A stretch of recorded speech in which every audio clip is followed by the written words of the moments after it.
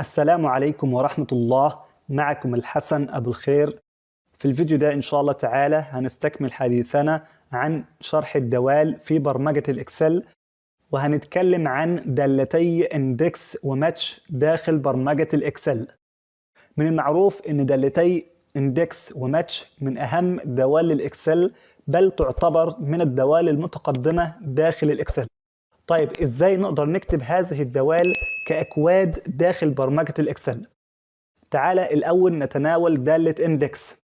أول حاجة خلينا نتذكر الدالة دي بتتكون من إيه. لو قلت يساوي اندكس، لاحظ إن دالة اندكس بتتكون من 3 حاجات. أول حاجة الاري أو نطاق البحث، وليكن مثلا النطاق هو من أول B3 إلى E11 بالشكل ده. بعد كده هيقول لي الرو نمبر، يعني رقم الصف. ولاحظ ان رقم الصف المقصود به هو رقم الصف داخل هذا النطاق المحدد، وليس رقم الصف داخل شيت الإكسل ككل. يعني لو قلت الصف رقم 5، إذا أنا بقصد الصف اللي فيه اسم إبراهيم زكريا، لأن ده الصف رقم 5 داخل النطاق، وإن كان هذا الصف هو الصف رقم 7 داخل شيت الإكسل. بعد كده هيقول لي الكولم نمبر، يعني رقم العمود، وبنفس المنطق بحدد رقم العمود داخل النطاق. وليكن أنا ببحث في العمود رقم 3 اللي هو عمود الوظيفة، فهقول له رقم 3 وأقفل القوس وأضغط انتر، فهيقول لي إن الصف رقم 5 داخل النطاق، والعمود رقم 3 القيمة الموجودة فيه هي كلمة إداري. بنفس المنطق دالة اندكس بتتكون من هذا الشكل داخل برمجة الإكسل. تعال نحذف الدالة دي، وهروح إلى الديفلوبر ثم ديزاين مود، وهقف على الزر ده وهضغط دبل كليك. طبعا في البداية علشان أعمل أي دالة فأنا بعلن عن متغير بيعبر عن طبيعة هذه الدالة. يعني أنا هنا في الخلية H4 ببحث عن وظيفة خاصة بالاسم الموجود في الخلية G4، أي أبحث عن قيمة نصية. وبناء عليه هرجع إلى محرر الأكواد وهعلن عن متغير نصي، فأقول له ديم وليكن C as string. طبعا إيه هو السي؟ السي هو عبارة عن دالة index، فأقول له C equal application dot worksheet function dot index وافتح قوس. طبعا زي ما قلنا دالة اندكس بتطلب مني 3 حاجات. اول حاجة النطاق اللي انت هتبحث فيه. انا هبحث هنا في النطاق من اول الخلية B3 الى الخلية E11 على سبيل المثال، فهرجع لمحرر اكواد ولاحظ ان احنا واقفين في الشيت اللي اسمه الدوال البحثية، واسم الشيت داخل البرمجة شيت 4. لازم تركز جدا في اسم الشيت داخل البرمجة، لان ده الاسم اللي احنا بنعتمد عليه في كتابة الكود.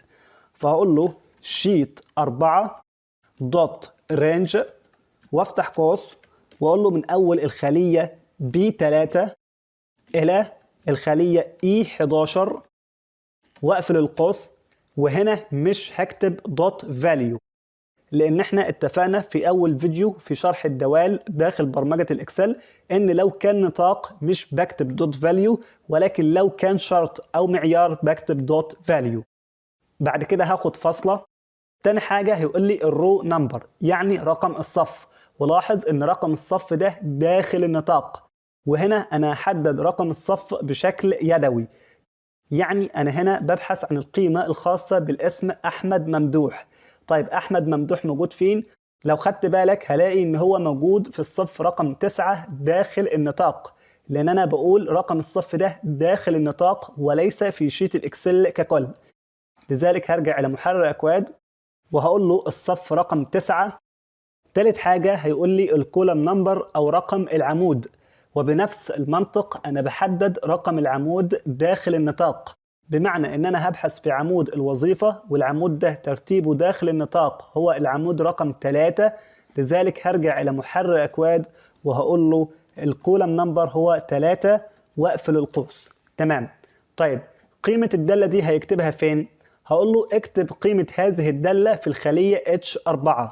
لذلك هرجع هنا واقول له شيت 4 دوت رينج وافتح قوس وأقول له الخلية H4 dot value equal C، يعني بيساوي قيمة دالة index. تمام. دلوقتي لو قفلت محرر أكواد وألغيت الديزاين مود، أنا ببحث عن الشخص اللي اسمه أحمد ممدوح، ببحث عن الوظيفة الخاصة به، فأقول له تنفيذ، فيقول لي شؤون قانونية. طيب لو حبينا نبحث عن الوظيفة الخاصة بشخص آخر وليكن إبراهيم زكريا، إبراهيم ترتيبه داخل النطاق هو الصف رقم 5، لذلك هرجع لمحرر أكواد وهاجي في الدالة وأقول له بدل الصف 9 هخليها الصف رقم 5. دلوقتي لو ألغيت الديزاين مود وضغطت تنفيذ، لاحظ قال لي إداري. لو وقفت هنا هلاقي فعلا إن الصف رقم 5 والعمود رقم 3 داخل النطاق القيمة الخاصة به هي كلمة إداري. طبعا هذه الطريقة في تحديد رقم الصف تعتبر طريقة تقليدية وغير مرغوبة بالمرة، ولذلك من الأفضل استخدام دالة ماتش مع دالة اندكس، ولكن دعنا في البداية نتناول دالة ماتش داخل برمجة الإكسل. تاني دالة من دوال البحث في الإكسل هي دالة ماتش، والدالة دي تستخدم لمعرفة رقم الصف اللي فيه الاسم أو اللي فيه القيمة اللي احنا بنبحث عنها. طيب عاوزين نكتب الدالة دي داخل الكود بدون ما اكتبها معادلة داخل الشيت. تعال نتذكر الدالة دي بتتكون من ايه. دلوقتي لو جيت بحثت عن اسم معين وليكن الحسن أبو الخير، فكل اللي بعمله ان انا بحدد الخلية اللي هيكون فيها الدالة واقول له يساوي ماتش، فبيطلب مني 3 حاجات. اول حاجة اللوك اب فاليو، يعني انت بتبحث عن ايه، فهنا بحدد الخلية اللي هيكون فيها الاسم. تاني حاجة بيقول لي اللوك اب اري، يعني العمود اللي فيه القيمة دي، وهنا بحدد العمود وليكن العمود بي. بعد كده بيقول لي الماتش تايب او نوع الوصول، ودايما بنختار اكزاكت ماتش اللي هي 0، واقفل القوس واضغط انتر. طبعا هيقول لي ان ايه، لان مفيش قيمة يبحث عنها، ولكن لو كتبت مثلا اسم الحسن ابو الخير وقلت انتر، فهيقول لي ان الاسم ده موجود في الصف رقم 3. بالفعل الاسم ده موجود في الصف رقم 3. طيب تعال نطبق نفس العملية ولكن داخل الكود. همسح الدالة بالشكل ده وهاجي هنا للكود. تعال هنعمل كومنت على الكود ده وهاجي اقول له C equal application dot worksheet function dot match، وافتح قوس. طبعا هيقول لي انت بتبحث عن ايه، هقول له انا ببحث عن القيمة اللي هتكون موجودة هنا في الخلية G1، فهقول له sheet 4 dot range، وافتح قوس واقول له الخلية G1 dot value. تاني حاجة هيقول لي ايه هو العمود اللي انت هتبحث فيه. هنا انا ببحث بالاسم والاسم ده موجود في العمود B، فهرجع هنا واقول له نطاق البحث هو sheet 4 dot range، وافتح قوس وبين علامتي تنصيص اقول له من B الى B بالشكل ده، واقفل القوس ومش هكتب دوت فاليو. بعد كده هاخد فاصلة وهيقول لي نوع الوصول، هقول له exact match يعني 0، واقفل القوس. طيب المفروض القيمة دي هيكتبها فين؟ هقول له اكتب لي قيمة الدالة في الخلية H1، فهاجي هنا اقول له ان الخلية H1 يساوي C، يعني يساوي محتوى دالة match. دلوقتي لو الغيت الديزاين مود وضغطت على تنفيذ، لاحظ قال لي ان اسم الحسن ابو الخير موجود في الصف رقم 3. طيب تعال نبحث عن اسم اخر وليكن محمد عبد الله، فاقول له محمد عبد الله واضغط على تنفيذ. قال لي ان الاسم ده موجود في الصف رقم 10. لو جينا هنا فعلا هنلاقي ان اسم محمد عبد الله موجود في الصف رقم 10. اذا هو ده تكوين دالة ماتش داخل الكود. بعد ما تناولنا دالة ماتش داخل برمجة الإكسل، آن الأوان إن إحنا ندمج هذه الدالة مع دالة إندكس، بحيث يمكن من خلال دمج هاتين الدالتين الحصول على نتائج رائعة في برمجة الإكسل. هنروح إلى محرر أكواد مرة أخرى وهاجي هنا أعلن عن متغير آخر يعبر عن دالة ماتش، وبنفس المنطق هيكون متغير نصي لأن احنا بنبحث عن قيمة نصية. فهقول له ديم وليكن x as string. طيب ايه هي الاكس؟ هقول له الاكس equal application dot worksheet function dot match وافتح قوس. وزي ما قلنا دلوقتي ان دالة ماتش بتتكون من 3 حاجات. اول حاجة القيمة اللي انت بتبحث عنها، وهنا انا هبحث عن القيمة الموجودة في الخلية G4 لان المفروض هكتب الاسم هنا وبناء عليه في الخلية H4 يجيب لي الوظيفة الخاصة بالاسم ده.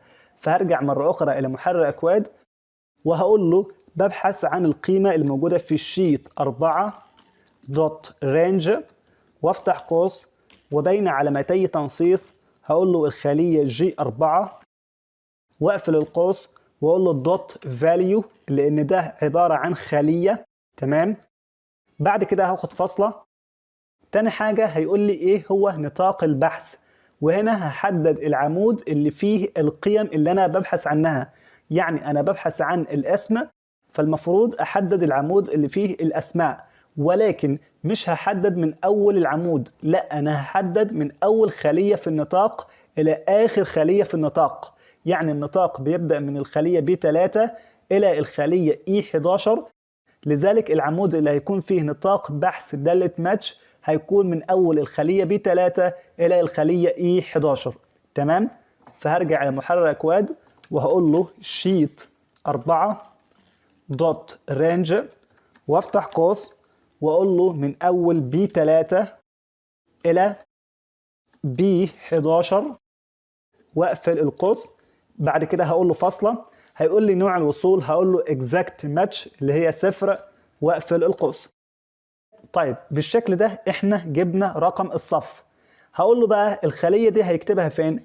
هيجي يكتب الخلية دي داخل دالة اندكس، ولكن هيكون في المعيار الثاني اللي هو المعيار الخاص برقم الصف أي الرو نمبر.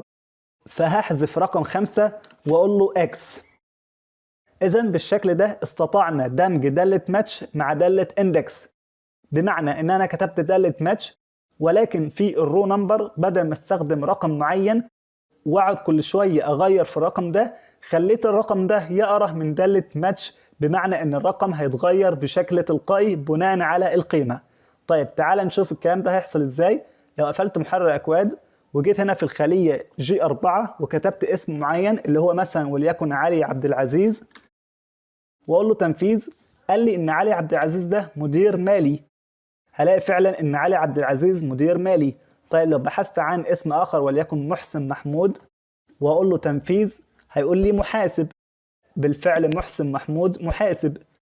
طيب لو بحثت عن شخص آخر وليكن محمد عبد الله وأقول له تنفيذ هيقول لي محامي. فعلا في النطاق محمد عبد الله الوظيفة الخاصة به محامي.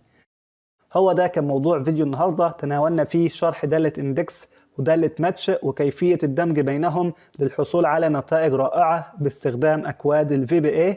كان معكم الحسن أبو الخير.